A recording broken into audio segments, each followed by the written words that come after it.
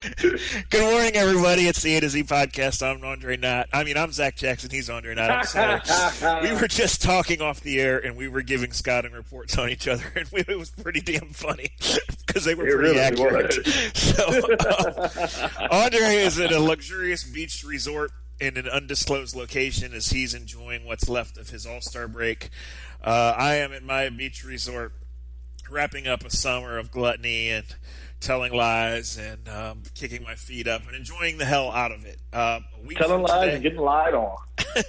A week from today, there's football in Berea, which means it's back to work for me.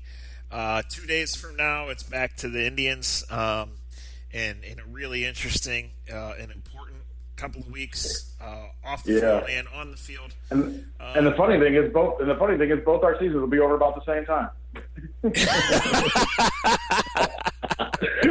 Well, they generally are. That's for sure. How much fun did we have last October, by the way, when we were just hung out and drank margaritas and watched high school football for a few weeks? That was pretty cool. Tell you what, it was. It's funny you say that because, obviously you want to, it was really cool the year before to be at the last game of the year. But I tell you what, as soon as I knew the Indians were eliminated, you and my wife were texted almost simultaneously, and I shouldn't say that because my wife could hear this.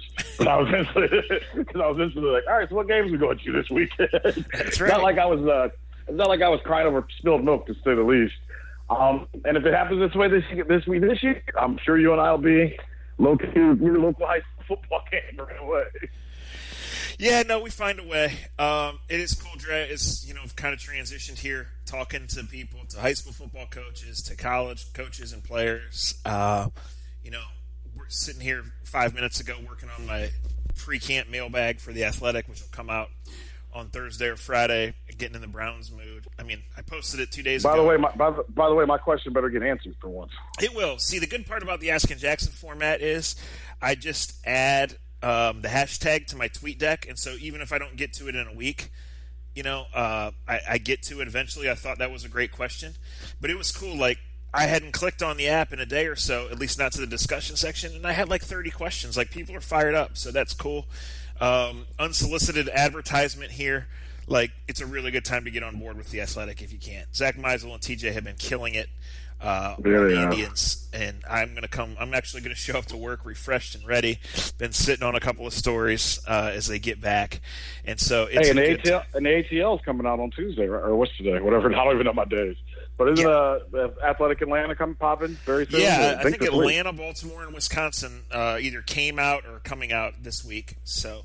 I bring that up because I prefer local. The local coverage is fantastic. It's better than anything you get that you don't pay for, that you do pay for. But to me, and I've said this for years, what's happened, what you get from the Oakland event, what you get nationally now. I went to bed last night reading a story, and look, I pay for The Athletic. I don't get anything free. If anything, I got to give rides to these assholes and give them stories. But it's legit. It's legit one of my favorite things to do. I was reading a story about Tyrone Braxton last night on the magazine side of things at The Athletic. He was a former cornerback for the Denver Broncos, got in some trouble after his career. Now he's doing a great job helping people that grew up a lot like him. He was from Wisconsin, was a 4-time Super Bowl participant. I think he goes to work, he shows up and shows out. I just love what the site brings because I'm a reader. And when my sleep or my kids are at the beach, it's been great to have my phone with me or my tablet with me. Be able to pull up The Athletic, and whether I'm reading stories by TJ or Zach, or if I'm reading stuff about the Golden State Warriors, the Oakland Athletics, and I'm excited that Atlanta stuff is coming. Atlanta Braves are a hot team. Atlanta's a hot town that I like. I know Toronto stuff's going to be good. Hell, you guys might have to get somebody in San Antonio now with the trade that went down this morning. I'm a big advocate of The Athletic, even though everybody I know from there is the most unathletic assholes I know. Hey, Dre, we hear you good, but there's been a couple times where some static came up, so I don't know where you are right now. Just be conscious of that. Like I said, it was mostly earlier, but I don't want to short anybody on their opportunities to hear us bullshit about nothing.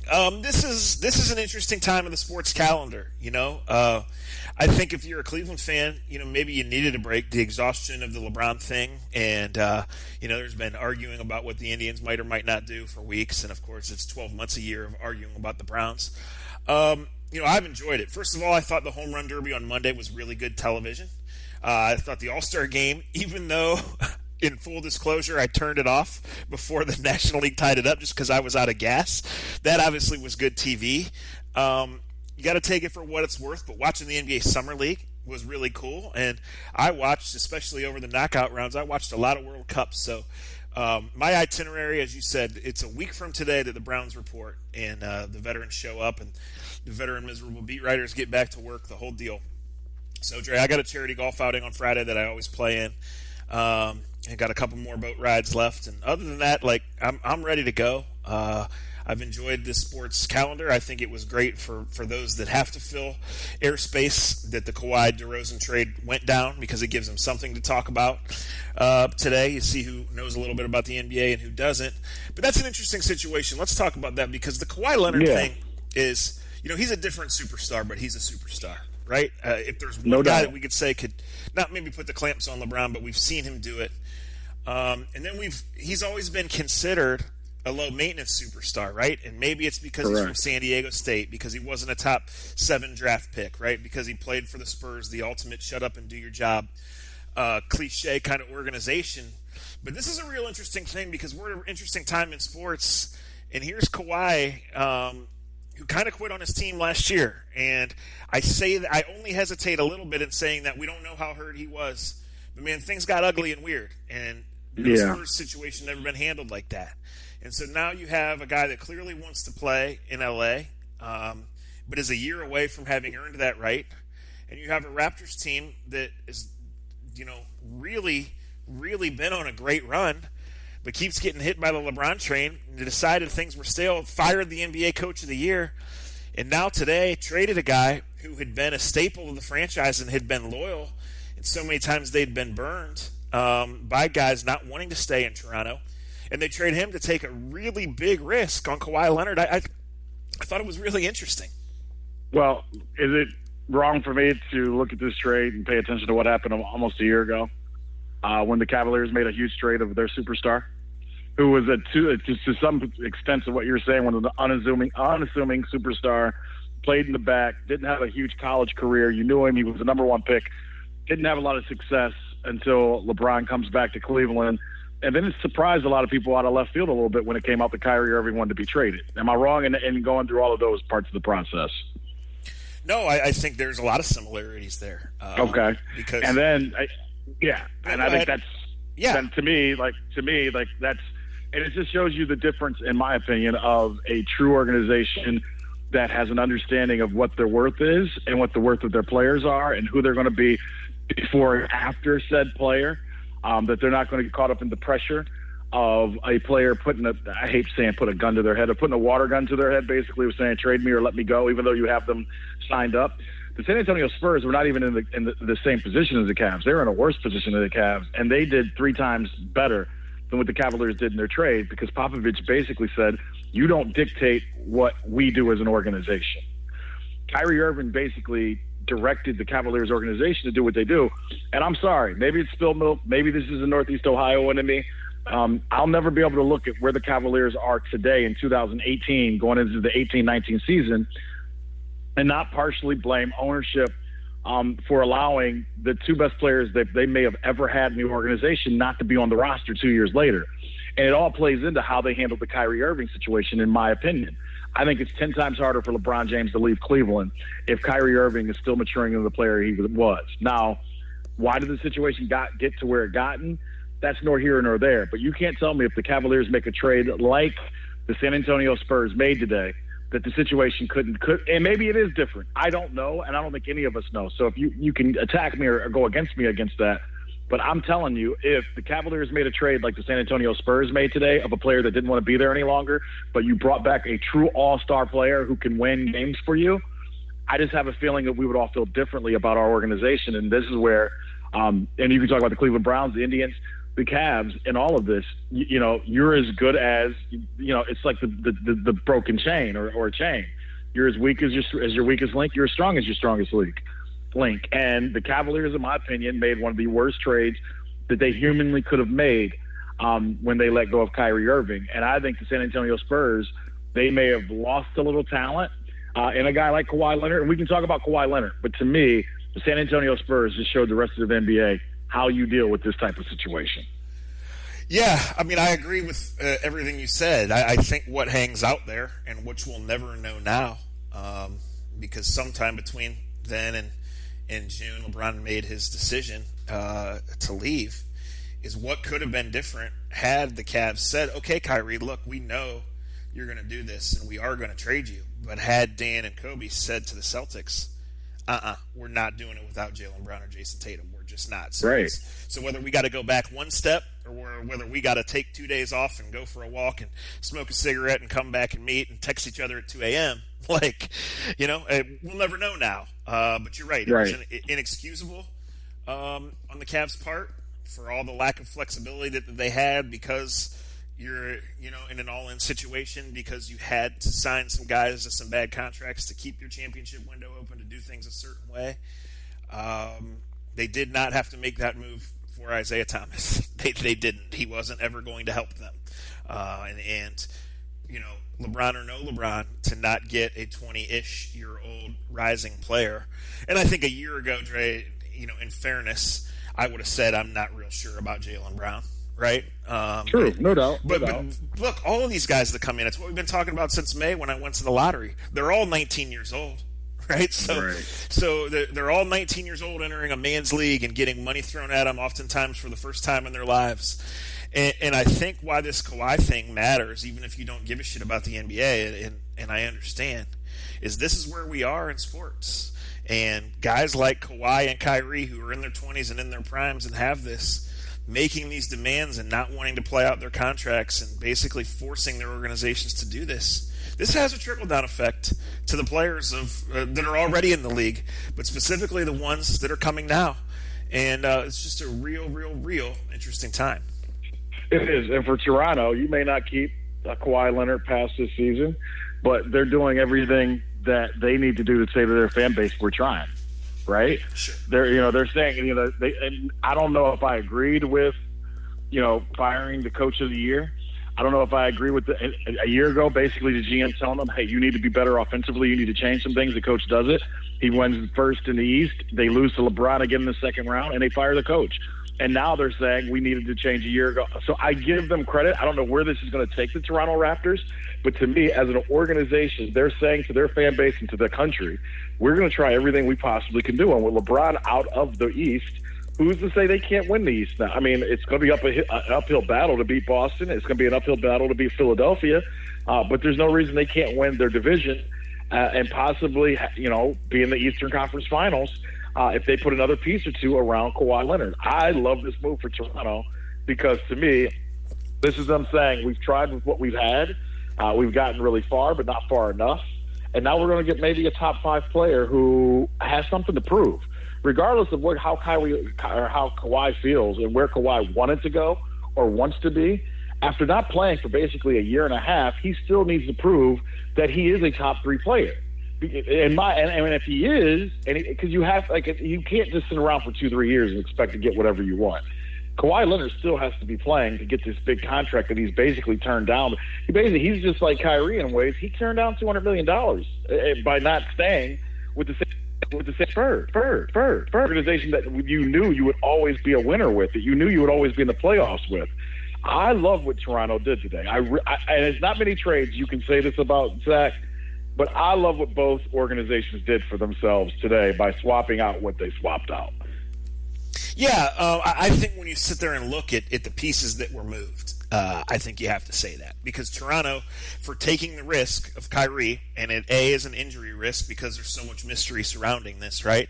Yeah. And B, the fact that he's, without saying anything publicly, has used his people to make clear that he intends to go to L.A. after 1 year. You had to risk that. And DeRozan is on the Raptors Mount Rushmore, right? I mean, he has to be. Now, he's disappeared in the playoffs, and they've had all this disappointment, but he did re-up there. He's a guy that I don't think anybody considers an A-tier superstar, but he can score. He's been an all-star. He has played. He's a notable guy. And shit, he's young, right? Right. Let's call a timeout. Real quick. He also went to USC with Master P's son. But I got to call a timeout. You just did something that I love doing. This is something that we need to get sold. The Mount Rushmore of the Toronto Raptors. I'll give you 5 seconds. Give me 3 names. Mine would be Vince Carter, Tracy McGrady, and you're putting DeMar DeRozan on it. Are you serious? Well, yeah, VC's on there for sure. Okay. Gosh, I don't know. Mount Rushmore is somebody else's bit. I just that kind of came to mind. No, but it is somebody else's bit. But we can do it because we're funnier than they are, just as talented, if not more. All right, I like it. VC, Tracy McGrady, obviously has to be on there. You know who I'll put on there? You're gonna laugh, but if you're putting DeMar DeRozan, I'm putting Mo Pete. Not Yo Pete, Mo Pete.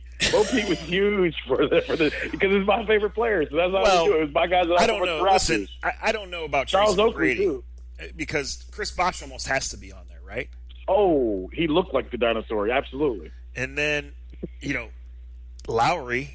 I mean, gosh, he's been. But see, that's awesome. Okay. This is fun. This is fun. Yeah. Let's go. All right, San Antonio's Mount Rushmore. You put David Robinson, Tim Duncan.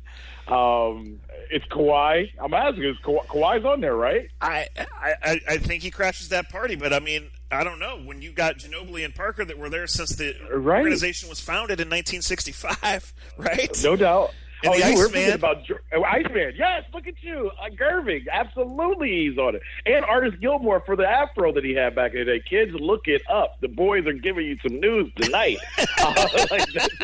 These are legit Mount Rushmore. Like I said, we can do this bit better than the person that started this bit. He can kiss our ass. All right, we'll stop after this. But the Cavaliers. And this goes back to why, hopefully, Dan Gilbert is sitting down reading the internet right now, learning how to run a franchise. The Cleveland Cavaliers, I'm only doing this for this. The Cavaliers Mount Rushmore starts with 2-3, Kyrie Irving. You can go a combination of Brad Daugherty, Mark Price. You can do it however you want. The point is the first 2 people on Mount Rushmore were both Cleveland Cavaliers 14 months ago, and they never will be again, probably. That's a shame, and you didn't get nothing back for it. Yeah, Toronto got. You lay it out like that, it stings, right? You lay it out like that, It absolutely stings. It really does. So that bothers me a tad. If you got something else to say on it, you can say on it. But I want to talk about the All-Star game and the home run contest when you get a chance. You tell me where you're at. All right, well, let's save the baseball minute for the end because Okay. I've been wanting to do this here. First of all, what have you been drinking on your vacation? Oh man, I can't stand you suckers in this White Claw bullshit. I will give my brother-in-laws credit. They always bring an eclectic mix of beer and alcohol to the table. Because we've been on the beach and been near water and pools the whole time, I've tried some White Claw. I tried this Wisconsin beer that's like a cherry beer. Here's the one thing I've stayed away from. I haven't drank any liquor. Like usually, I've just been just beers. Summer beers is all I've been. I'll say just summer beers is what I've been trying out basically all week.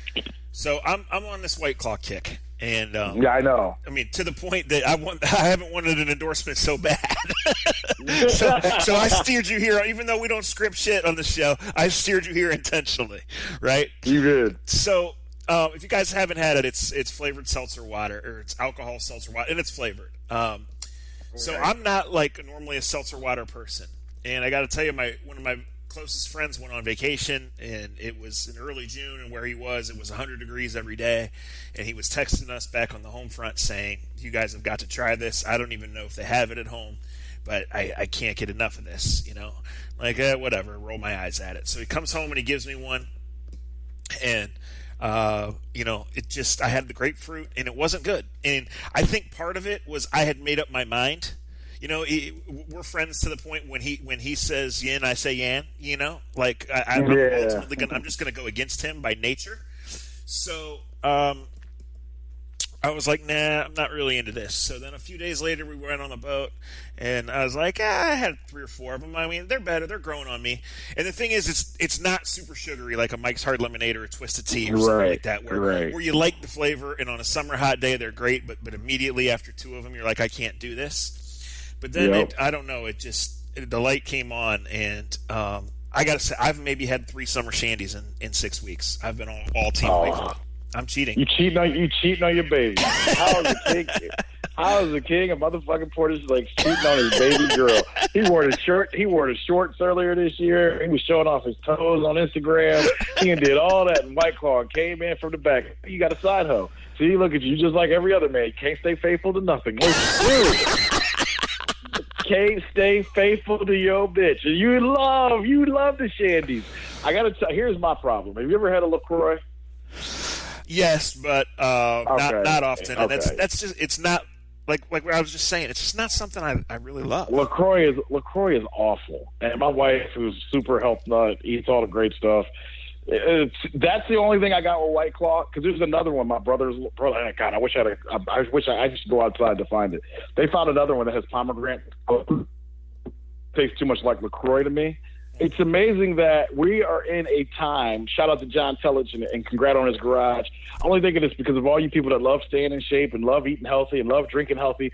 Now you jackasses have screwed up the world so bad that now we're trying to get drunk healthily. Like think about let's get seltzer water and put a little alcohol and a little pomegranate in it. Like our founding fathers wants to punch us because we can't just drink an American beer and sit around and be Americans anymore. Now we have to pretty it up and put a little flour in it, put a couple cherries in it, and here put a little white, and we're all doing it. We've all bought into it because all right, my brother-in-law who lives in Chicago, love him.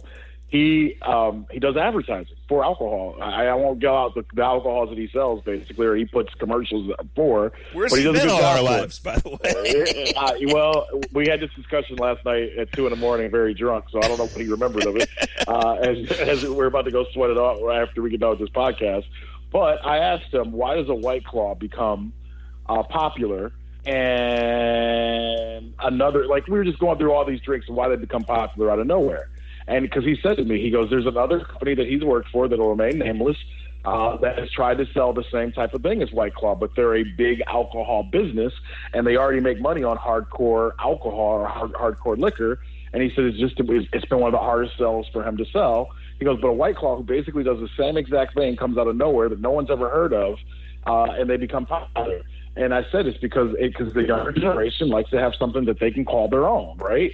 Like our parents have Jack Daniels, or I have Jack Daniels. My kid may like whiskey, but he's not going to drink Jack Daniels because his stupid dad drinks Jack Daniels. I mean, that's what will happen. That's what will happen. You got Jeff, chill out. Take your time, 15 or maybe 18, whatever. And I think that talks about so much of our world and how it works. Like a White Claw comes out of nowhere, and that's not that it's great or bad, because it's fine. And you're right, it's the perfect drink when you're out in a boat. I'm about to drink 15 of them as soon as we get done with this, and I'll be fine at dinner, which there's a lot of different things in my life. But why does a White Claw become popular? Why does what was the shot that I told everybody to stop doing years ago? Fireball. Like Jack Daniels has a Fireball, as a cinnamon Fireball, but it's like it's not as popular because Fireball comes out of nowhere, and it's like for college kids and young professionals to drink and do. White Claw has done the same thing, and it's amazing to me. I'm not even in Ohio. I've left the state, and it's everywhere on this beach. Zach, you'd be blown away where I'm at, where you just see all these. And I'm like, 3 weeks ago, I never heard of this stuff.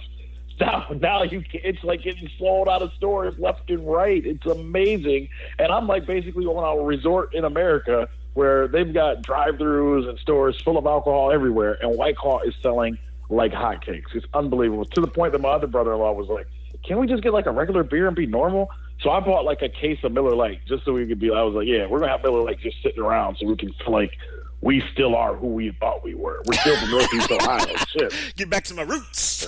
Yeah, I had to drink some Miller Lite last night to show people who I am. Like I was like, I just don't drink this fruity shit. I got this other stuff. But I got to get him something. We need a White Claw. We need a promotion for White Claw, one way or the other. Here's the thing I got to ask you about as we're bouncing around. What do you think of all these? Like, I was just looking at pictures. A shout out to the Tarver family, another Akron family that came from St. V. They came right after me with the Johnny Kings, and then they LeBron us up about a little bit. We're all family. They had a workout picture on Instagram, and I always laugh at it because I feel like, hell, you so in shape for it. You ain't got no games left. But they had a picture with the starting quarterback of the Cleveland Browns working out down in Miami today. How much fun is it for your job? Because this is something we texted about earlier that we won't touch on completely. But you almost have to pay attention to where all these guys work out and who they work out with and what makes out of that story. Is that a pain in the ass for you? Or will you be glad a week from now where every Brown works out with the Browns and every Bengal works out with the Bengal? And you don't have to be like, well, why is he in Miami? Why is this guy in L.A.? Why is this guy hanging out with this guy? You know what I'm getting at. Yeah, I know what you're saying, but I would say for me, no, unless I'm there or unless there's a real story, like we're not doing clickbait at The Athletic, so I don't have to see Jarvis Landry's Instagram picture and go produce 400 words on it. You know what I mean? Like true that. That's for clickbait blog sites, you know. Now, like if Jarvis and Odell are concocting a way to get Odell to the Browns, and I can get Jarvis to tell me that, then that's a story, right? Right. Is it something that might come up when camp starts, when those guys talk? Sure, but you're right. It's time to get back to your teams and get going. It's just the world we live in, you know. The news travels fast on social media, and my God, the baseball game, the Josh Hader thing, is that a lesson of all time? Oh my God! We don't have enough time to talk in detail about that. Who is his agent? Who are the people around him? Exactly, but you know what? It's a personal responsibility thing.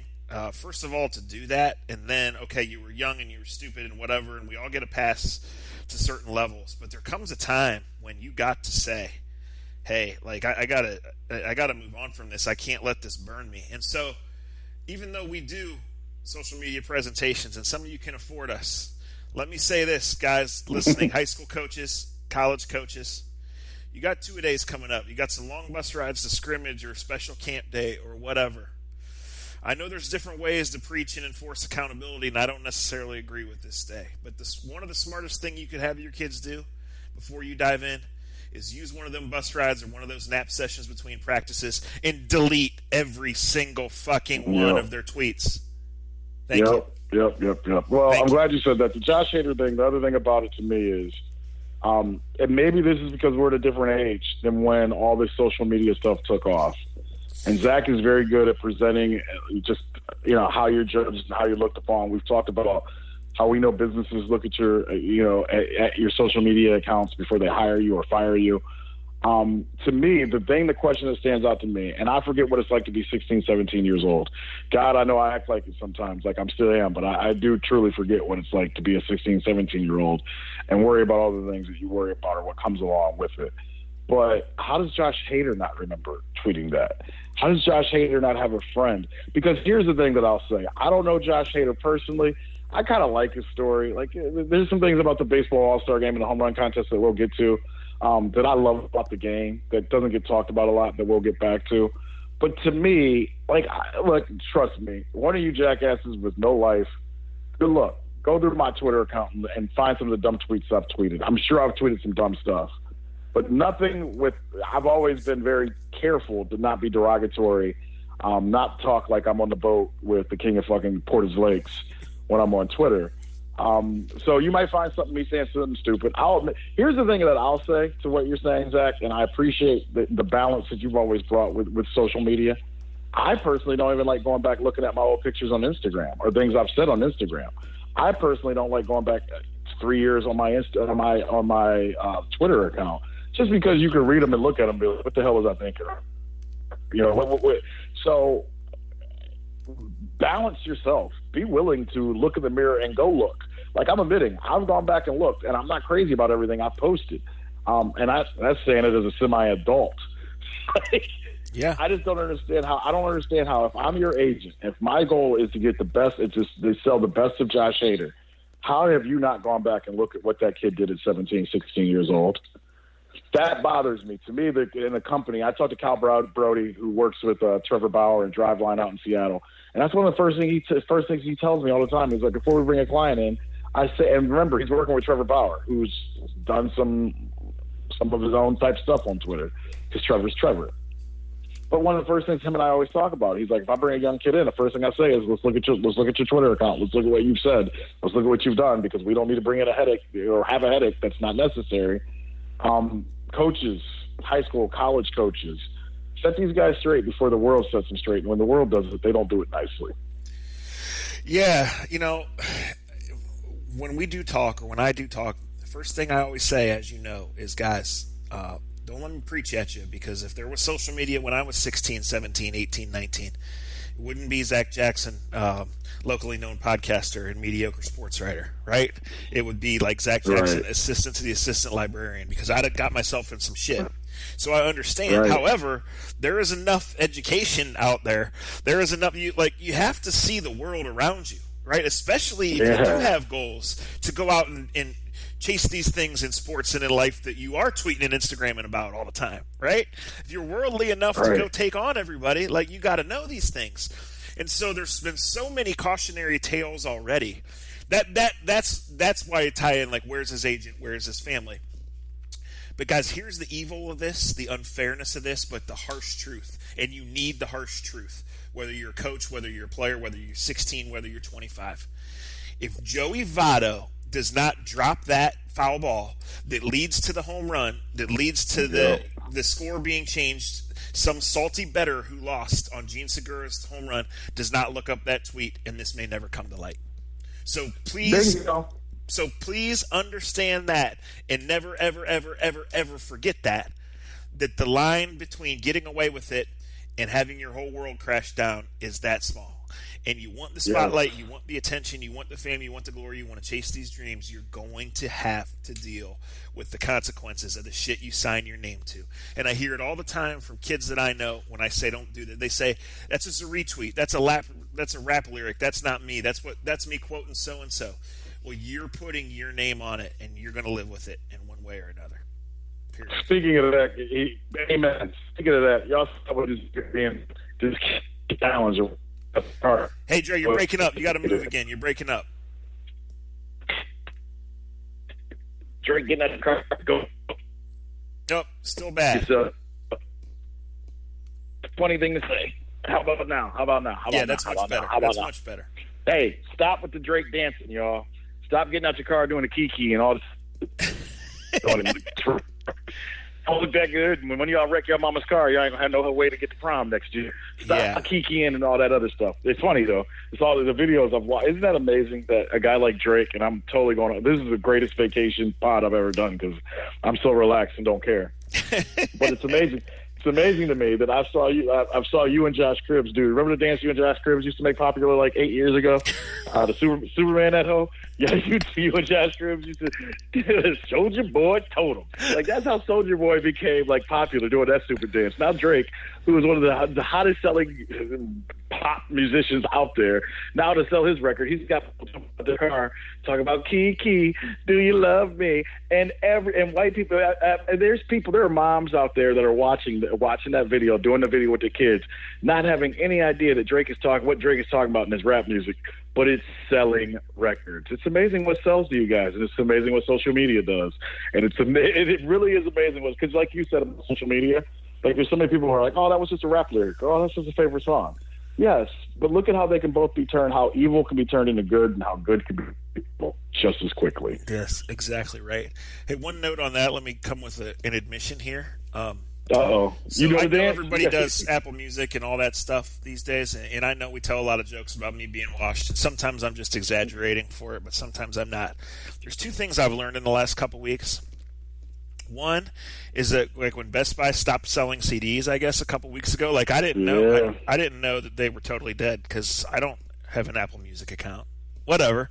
But the second thing is, so I was driving through Columbus a few weeks ago on my way to Athens, and I was listening to Kelsey Webb. Shout out to her.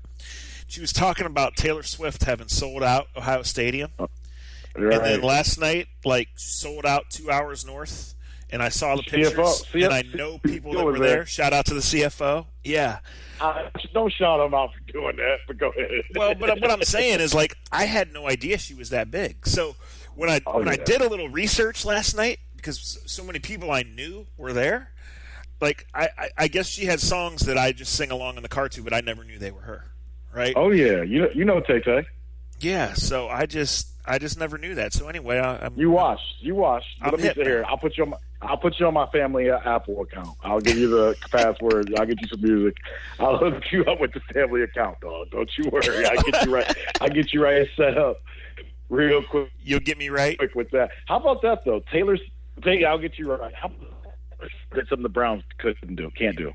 Sold the whole fucking stadium out and people stayed for the whole concert. It's amazing. All right, well, that's a good bridge for us to get to the end here. So say what you got to say, because I got shit to do. No, me too. I got to get to this water, son, and go get me some White Claw. Be like the rest of America. Yes, White Claw. We're going to drink you. Yes. We love you. First of all, the Josh Hader thing is unfortunate, and it's crazy to me during an All-Star game.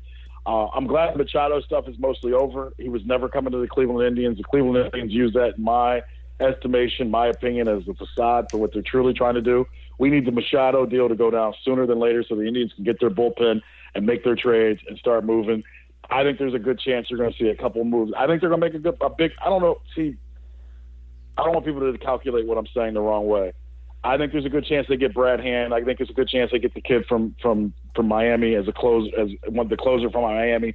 They're going to make a move. They're going to make their bullpen better. I know for a fact that Tito isn't happy with who the team is right now and how they played. He thinks they should be much better.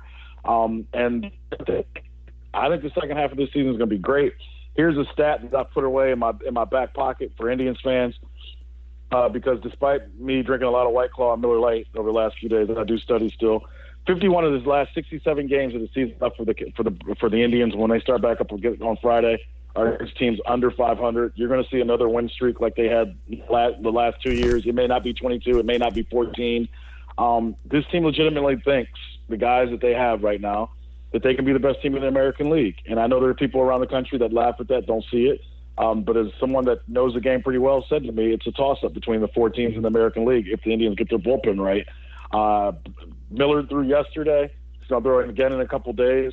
I think the second half of the American League is going to be great because I think you're going to see teams go for the gusto. I think the Yankees are going to make a move. I think all these teams are going to make a move. I think the Oakland A's are going to stay in this the whole way. But I think the Indians are really ready to shot and really get somebody and change who they are for the next year or two. And I think that's fun. The other thing I like about the All-Star stuff that I got to get in, shout out to Jesus Aguilar, one of my favorite guys, was kind of following during spring training last few years. I love seeing him make the All-Star team. Shout out to Max Muncy being in the home run contest. And shout out to Scooter Gennett. I bring up those 3 names because 3 years ago, those guys were out of luck when it came to baseball. Their teams that drafted them, cultivated them, and tried to figure out who they were, all let them go, and they ran out of their resources, and they were done, basically. They were washed like a Zach Jackson album cover. But they believed in themselves, and they all, in some way or another, have changed the game and damn near become all-stars or some of the best players on their team because they got a second opportunity. To me, that's the life lesson of life lessons. Just because it doesn't work out the first place you're at, you don't give up on your dream or give up on your hope. And those 3 dudes, and there's others across baseball that have done the same thing, across life that have done the same thing. But I think those are the coolest stories. I really do. Jose Ramirez's story is great because he should win the MVP. But I think stories like Jesus Aguilar, Max Muncy, Scooter Gennett, guys that were given up on by their teams, didn't give up completely and refocus and change themselves, became stars. And the best thing about the All-Star game, I didn't watch it all. I was hanging out with family. Hey, have you ever played kick the can or that where you do it the frisbee? It's the white boy thing that y'all do when you're drunk. I did that with my brother-in-law. That game's a little too white for me, but I know which one you're talking about. Yeah. Well, I got good at it over the last couple of days, so I can't wait to come out and beat your white friend. Oh, Jesus Christ! Here we go. Glory Days presented by American Fireworks. Bang bang. I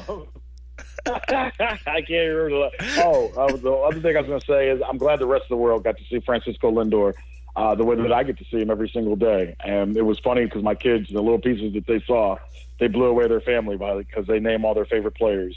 And Cookie is AJ's favorite player for obvious reasons because they both like cookies. Because he's definitely my son. But it was funny to hear my 3-year-old son basically list off the Indians starting lineup, and I know I've ruined him already because he knows everybody. Lindor. It's just funny to hear him say the names. But it was awesome for the rest of the world to see why Francisco Lindor is the star that he is when he was mic'd up. Also, shout out to Vince and Scene. Great article on Josh Tomlin and what life really is like being a baseball player and how the reality of his career is more real to him than any of you assholes that try to tweet things at me or him or anybody else. He gets it more than you get it. And if you're smart enough and you really read the article, read between the lines of what he's saying about others that have been on the team or are on the team or aren't on the team. All right, I'll put that on Facebook.com/A to Z podcast. Thank you guys for listening. I picked up the rest of the A to Z shirts. If you want one, get in touch with me. You can still order them through the site, or just drop me an email or a tweet. We will do that. American Fireworks, they do sponsor Glory Days. Just because July 4th is over doesn't mean that they're done. AmericanFireworks.com.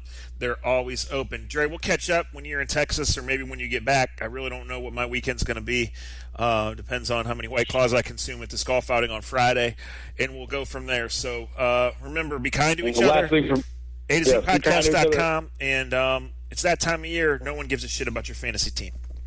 No, they don't. Remember this, people. If you see Zach Jackson out on the lakes this weekend, make sure you give him an extra White Claw because this is his last weekend of the summer. I'm going to make it. Over. So that was the one rule. That was the one rule. And hey, it's coming up next month too. So all you white girls that weigh over 150 pounds, he loves you. All right, we're done. See ya.